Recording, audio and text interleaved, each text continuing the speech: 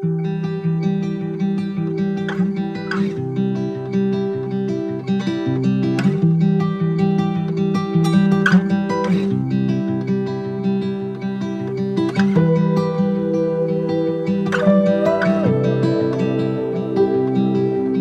hello and greetings once again, friends. Thank you so much for coming back. Or if this is your first visit, thank you so much for joining me as we partake in a little bit of story time.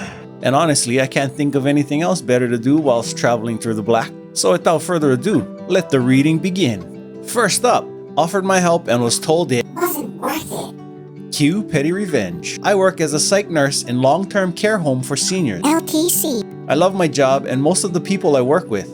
I predominantly work night shift. 11 p.m. to 7 a.m. We have a large facility, and unfortunately, with healthcare tanking, so is our staff ratio. When I work nights, I am the charge nurse of the facility. There's myself, 1 LPN, and 6 care aides for roughly 150 seniors. The facility is split into 3 wings/units, with 2 care aides per unit. Myself and the LPN float between all 3 to offer our help. We often work alongside the care aides at night, and step into the position if there are any absences. Being a nurse does not excuse you from personal care or helping out in general, and I live by that philosophy daily. We have 1 care aide who I'll refer to as C. C, you next Tuesday, also begins with that letter. What a coincidence! C has a attitude and affects those around them. Each morning, C shows up at 6:30 a.m. for a start at 7 a.m. with their Starbucks in hand and a scowl plastered on their face. For the 30 minutes we see C, they sit there and complain to us about how terribly we handle the night, what we miss, which is generally nothing, and how they are going to complain.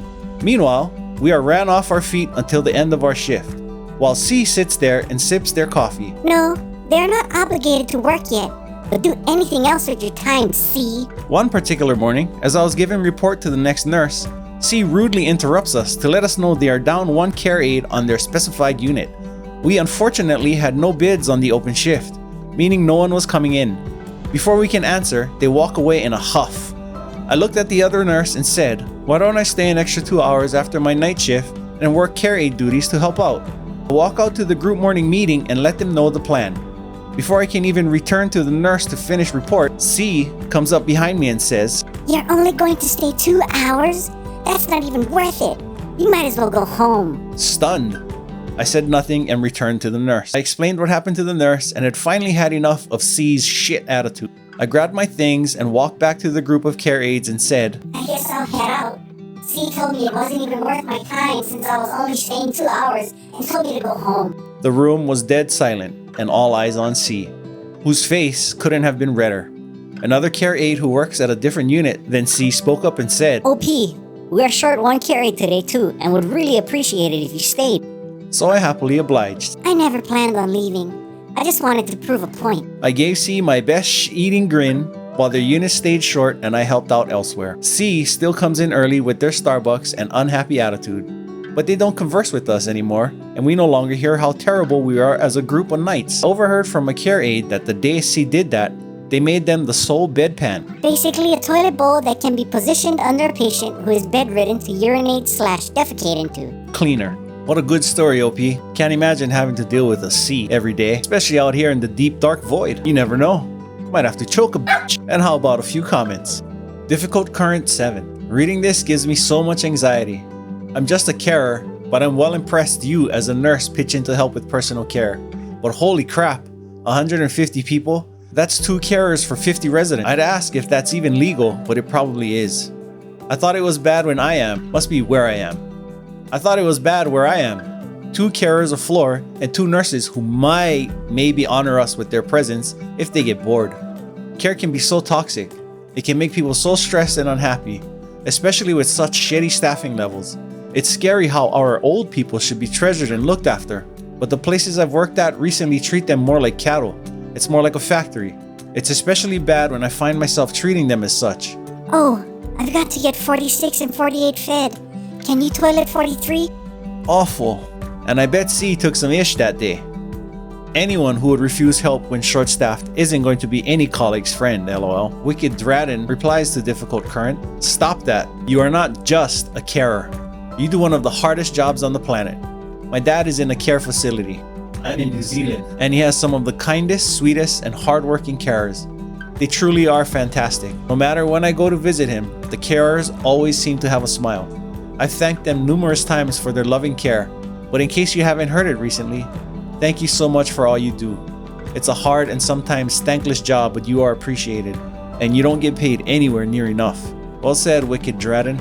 I wholeheartedly agree with that statement. Being a carer is a very much needed job that is sadly also very underappreciated.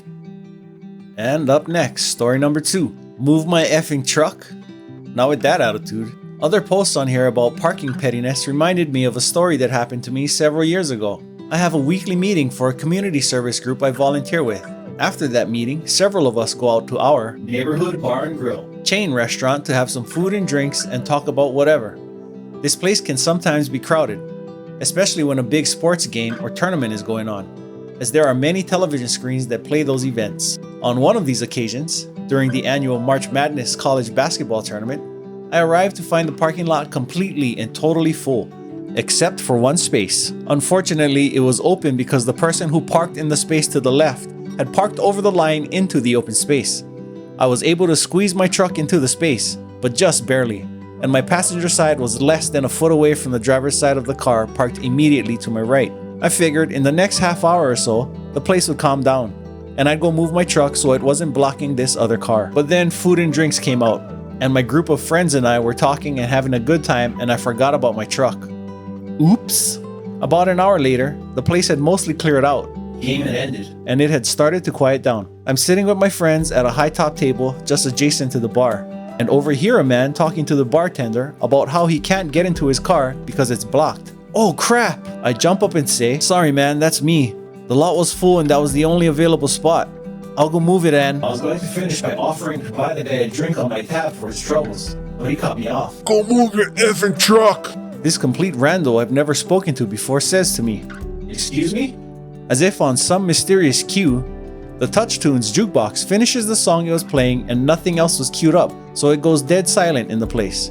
I could not make this up if I tried. It was eerie how it happened exactly at that moment. I said move your effing truck! Dude bro repeats. So instead, I sit back down with my buddies and say, "Nope, not if you're gonna talk to me like that.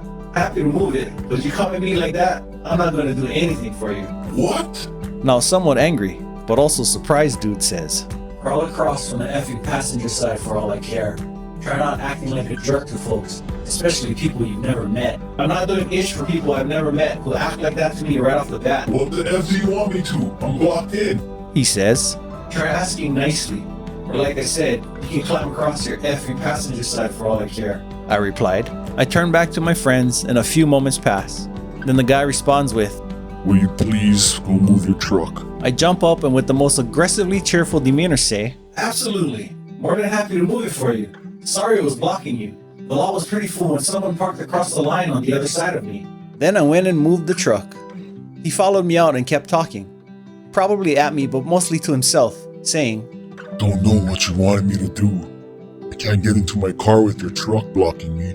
I moved the truck, apologized again and waved goodbye to the person as he drove off. Went back inside the restaurant and saw my friends not trying very hard to contain their laughter.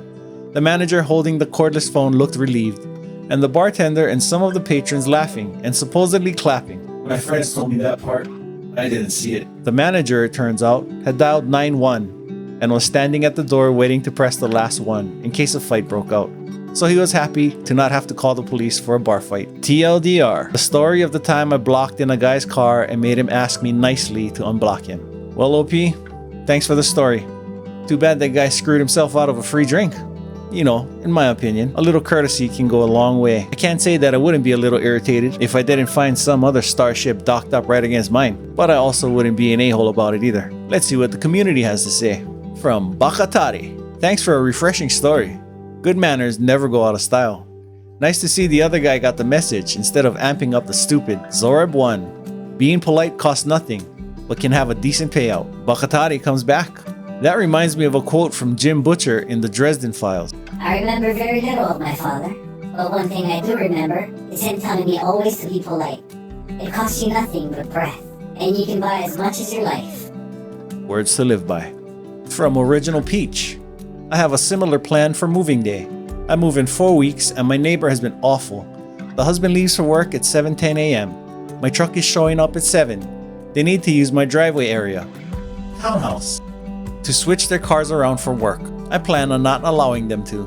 Take it as revenge for blasting me with music for a year. Hemp socks. This was a lesson you taught another human about cause and effect. Short and to the point, and will hopefully make the angry man think about how he interacts with others. Well, that'll be all for today, friends. Thank you once again for joining me in some sweet, sweet story time. If you did enjoy, please consider a like, a comment, and a subscribe. I would really, really appreciate it. Until next time, friends, CB signing off. 07 Salute.